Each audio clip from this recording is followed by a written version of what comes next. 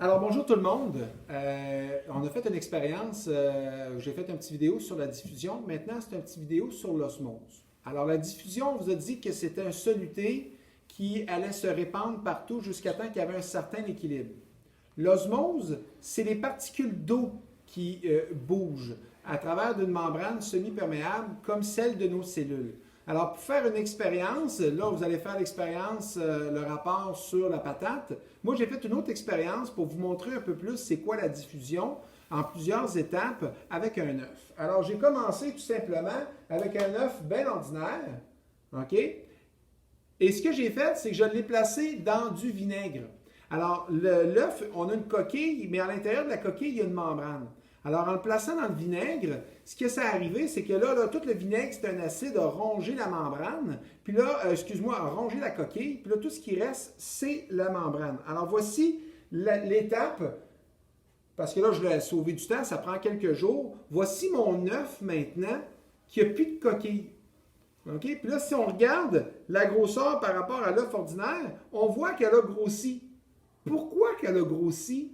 Bien, c'est la preuve qu'il y a eu de l'osmose. Le vinaigre qu'on achète en épicerie est à peu près à 4%. Le reste, c'est de l'eau. Alors, on se souvient que dans nos notes, on parle de hypertonique puis d'hypotonique. Hypertonique étant une concentration élevée, hypotonique étant une concentration moins élevée ou plus basse.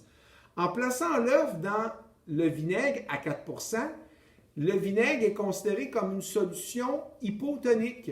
L'œuf est hypertonique, il est plus concentré, il y a des protéines, toutes sortes de choses intérieures. Fait qu'il y a de l'eau qui est passée du vinaigre puis est rentrée dans mon œuf, ce qui a fait gonfler l'œuf.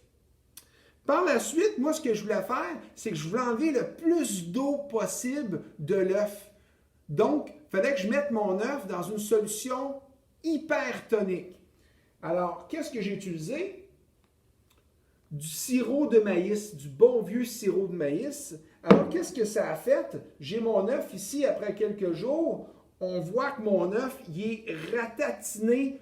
Toute l'eau qui était dans l'œuf, parce que l'œuf était considéré hypotonique, puis ça, ma solution hypertonique. Maintenant, l'eau voulait sortir de la membrane de l'œuf pour équilibrer. Alors là, on voit là qu'on a un œuf tout ratatiné.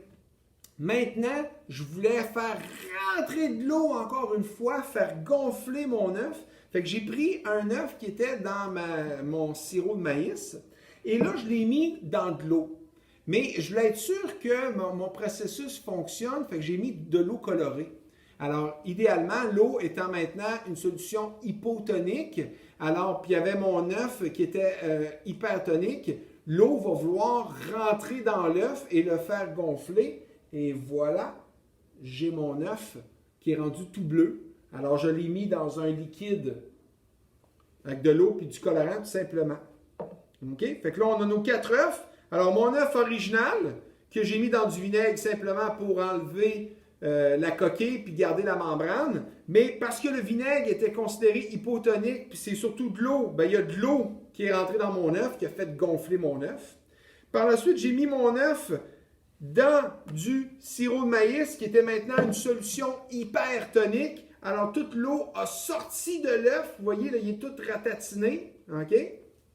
Puis, finalement, j'ai pris cet œuf-là et je l'ai remis dans de l'eau colorée bleue pour maintenant, encore une fois, une solution hypotonique. Ça a fait gonfler mon œuf et tout bleu. Fait qu'on voit les plusieurs stades de hypotonique, hypertonique, hypotonique, donc toute de l'osmose. J'espère que cette petite vidéo-là va vous aider un peu à comprendre l'osmose.